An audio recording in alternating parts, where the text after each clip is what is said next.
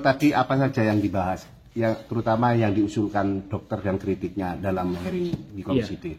Buat saya tadi itu penyerapan dari anggaran di rumah sakit BDH itu harus dimaksimalkan. Dan saya menanyakan bahwa apa sih yang menjadi pelayanan unggulan dari rumah sakit BDH yang begitu bagus? Tadi dijawab bahwa pelayanan unggulan atau signature program itu adalah rehab medik. Nah, kalau rehab medik artinya seluruh penjualan untuk pemasukan rumah sakit itu harusnya tertuju di dalam pengembangan rehab medik itu. Artinya seluruh masyarakat di lingkaran rumah sakit BDH bila memerlukan fasilitas rehab medik jangan kemana-mana. Cukup di BDH. Pakai di BDH agar penghasilan dari BDH itu bisa meningkat. Nah, tapi menurut pandangan dokter sendiri gimana? Apakah sudah tercover semua warga di sekitar itu? Saya rasa masih belum. Saya rasa masih belum karena alasan dari Ibu Direktur tadi adalah penambahan jumlah bed dari pasien. Bed untuk pasien. Jadi bed untuk rumah sakit yang kurang begitu. Dan saya berpikir bahwa BDH ini pelayanannya menurut saya ini bisa masuk seperti di Singapura. Sangat bagus dan sayangnya pengembangan untuk rawat inap secara khusus itu tidak ada. Jadi istilahnya ini sekarang statusnya itu rumah sakit untuk BPJS.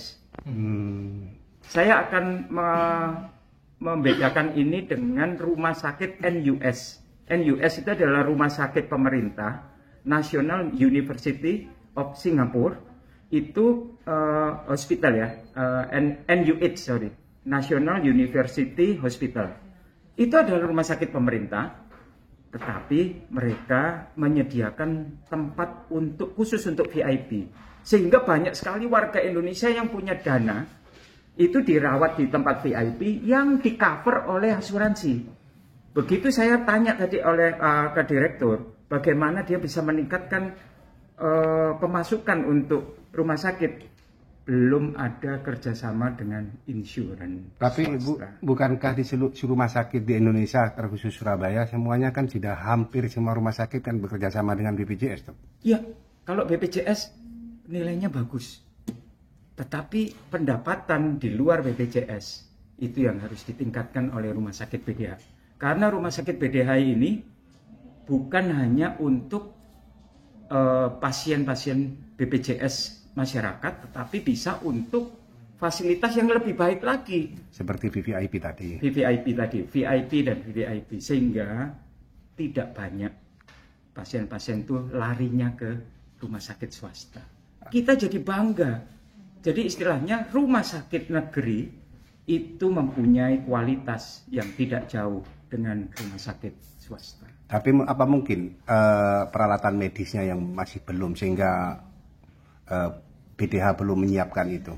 Saya tadi menanyakan mengenai alat-alat medis dan kita sendiri ada datang ke sana. Saya melihat bahwa alat-alat medis mereka bagus. Bisa bersaing dengan Singapura. Betul. Bukan bersaing sama Singapura, masih kejauhan. Jadi bersaing dengan rumah sakit swasta yang lain yang ada di Surabaya. Jadi yang mereka keluhkan karena mereka tidak punya kamar untuk pengembangannya. Oleh sebab itu Komisi D bertujuan adalah bagaimana mengupayakan anggaran untuk disuntikkan ke rumah sakit BDH sehingga fokus BDH ini bisa mengembangkan rumah sakit menjadi lebih bagus lagi, dan bukan hanya masyarakat menengah ke bawah, menengah dan menengah ke bawah, tapi menengah ke atas pun bisa memakai rumah sakit itu karena apa? Fasilitasnya bagus, Pak. Saya bisa membedakan itu. Yang dimaksud fasilitas itu apa, Dok? Fasilitas kamar, kebersihannya, pelayanannya, bahkan makanannya. Jadi itu sudah layak. Saya bilang bahwa ini sudah bisa kita setarakan dengan rumah sakit swasta.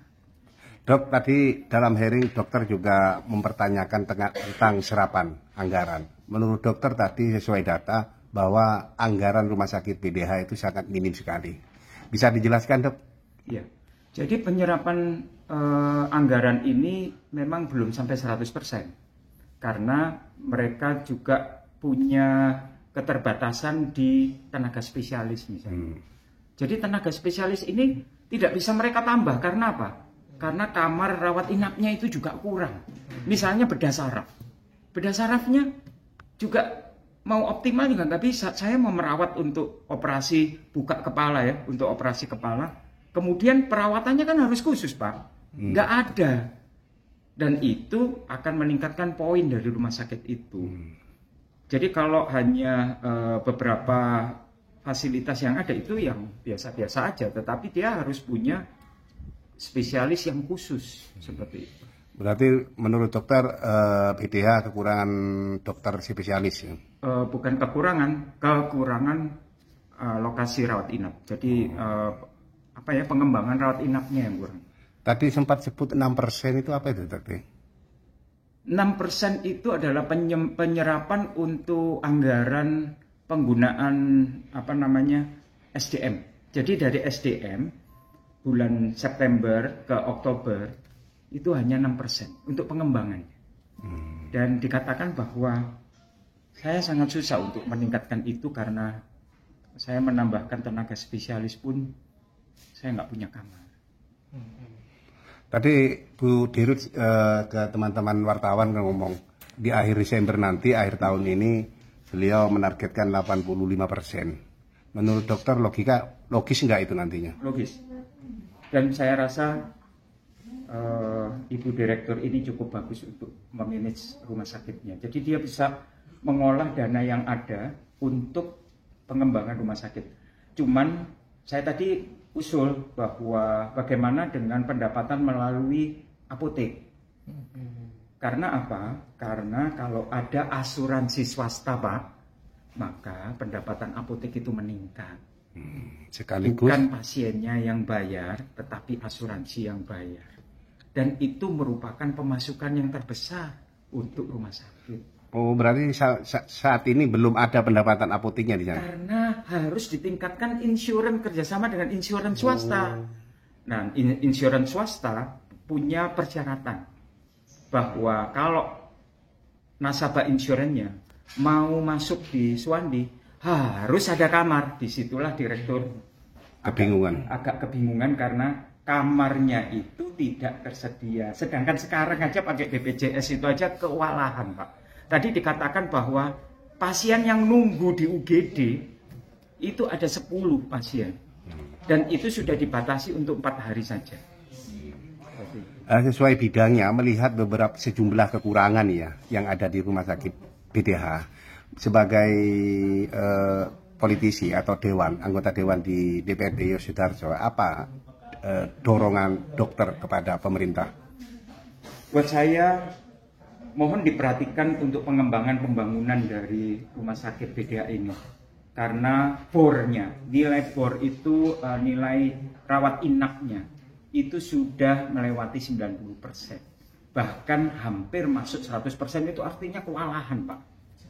Jadi kalau memang pemerintah pusat memperhatikan kebutuhan yang seperti ini, harusnya sudah ada pembangunan gedung yang berbeda yang dikhususkan, dan itu akan rasionya itu akan dibandingkan dengan pemasukan yang ada. Jadi pemasukan yang saya bilang ini bukan hanya dari BPJS saja, tapi pemasukan dari asuransi yang